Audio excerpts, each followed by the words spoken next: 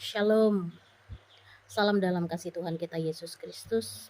Bertemu kembali dalam program Penyuluh Menyapa bersama dengan saya, Tuti Susinta, penyuluh agama Kristen non-PNS Kementerian Agama Kota Palangkaraya. Dalam program Penyuluh Menyapa saya akan mengambil sebuah tema, yaitu anti kekerasan. Kita tahu bahwa moderasi beragama yaitu mengajarkan kita untuk menolak segala bentuk kekerasan yang dilakukan atas nama agama. Nah, kita harus memahami bahwa agama itu adalah salah satu sarana untuk mencapai kedamaian dan kasih sayang, bukan alasan untuk melakukan kekerasan atau diskriminasi. Nah, pemerintah dan masyarakat perlu bersama-sama melawan radikalisme dan intoleransi yang meresahkan kehidupan masyarakat. Dalam upaya menghindari kekerasan atas nama agama, moderasi beragama mengedepankan dialog dan komunikasi yang efektif antara berbagai kelompok masyarakat. Melalui interaksi yang sehat dan konstruktif, kita dapat menciptakan pemahaman yang lebih baik tentang keberagaman agama dan juga keyakinan, serta mengatasi kesalahpahaman yang seringkali terjadi menjadi akar permasalahan. Nah, dialog antar umat beragama juga menjadi sarana untuk menemukan solusi terhadap konflik yang mungkin timbul karena perbedaan agama. Nah, salah satu contoh penerapan moderasi beragama dalam indikator anti kekerasan adalah kerjasama antar pemerintah, aparat keamanan, tokoh agama, dan masyarakat. Nah, dalam mengatasi potensi konflik antar umat beragama, melalui pendekatan preventif dan persuasif, pihak-pihak terkait dapat menangani isu-isu sensitif dengan bijaksana dan lebih mengedepankan kepentingan bersama. Hal ini membantu mencegah tindakan kekerasan yang mungkin terjadi akibat ketegangan antar umat beragama. Nah, pendidikan juga menjadi instrumen penting dalam penerapan moderasi beragama yang anti kekerasan.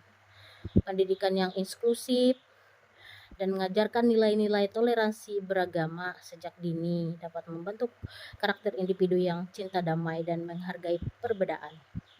Selain itu, melalui kegiatan ekstrakurikuler yang melibatkan siswa dari berbagai latar belakang agama, mereka dapat belajar untuk mengatasi perbedaan dan bekerja sama dalam suasana yang harmonis.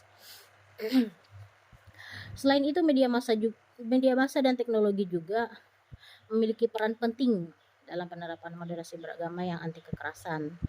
Media massa perlu menyajikan informasi yang akurat dan seimbang tentang isu-isu keagamaan, serta menghindari pemberitaan yang cenderung memprovokasi dan memicu konflik.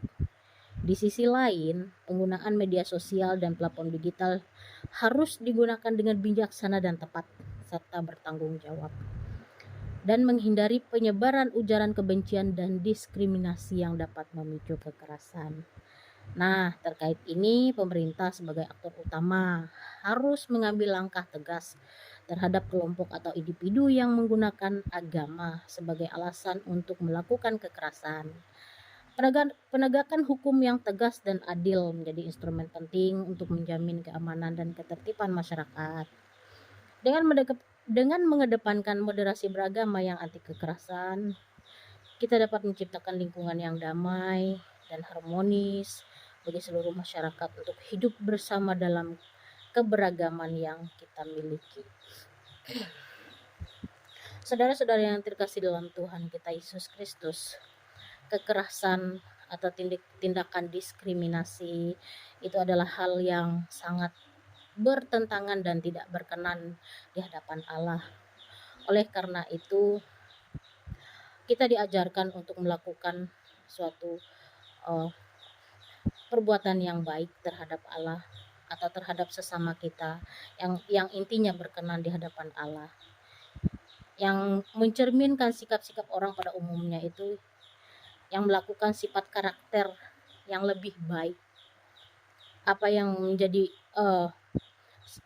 hal yang diinginkan oleh Allah itulah yang kita lakukan. Apa yang tidak berkenan oleh Allah itu yang kita tidak lakukan. Nah, ada hal yang dapat kita lakukan dalam menerapkan sifat anti kekerasan. Yang pertama kita dapat pengetahuan yang benar tentang Allah, bisa kita lihat dalam Kolose pasal 3 ayat 10, kita akan mempelajari sifat dan prinsip Allah yang menyentuh hati. Orang yang tulus akan mendekat kepada Allah dan mau menyenangkan Dia.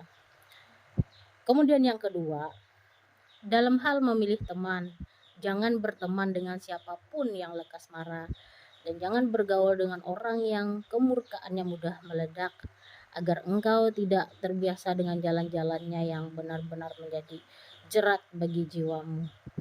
Intinya kita harus menjauhkan orang yang membawa pengaruh buruk terhadap kita. Kemudian yang ketiga, berkaitan dengan pemahaman kecenderungan untuk menyukai kekerasan, menunjukkan kelemahan serius dalam mengendalikan diri.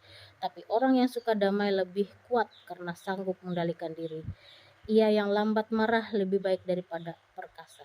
Nah, orang yang suka damai itu lebih bisa mengendalikan diri, amarah, emosi, sikap temperamen yang buruk. Itu orang yang cinta damai. Nah, bisa kita lihat dalam Amsal pasal 16 ayat 32. Di sana dikatakan kita harus lebih mengendalikan diri. Kita utamakan dalam pengendalian diri. Nah, oleh sebab itu, jauhilah sifat kekerasan. Jangan lakukan hal-hal yang sifatnya tidak berkenan kepada Allah. Lakukan hal-hal yang bisa melakukan sifatnya menyenangkan hati Allah. Oleh karena itu, kita belajar untuk tidak saling melakukan kekerasan terhadap satu dengan yang lain. Lakukan hal-hal yang sifatnya kita bisa berkenan dan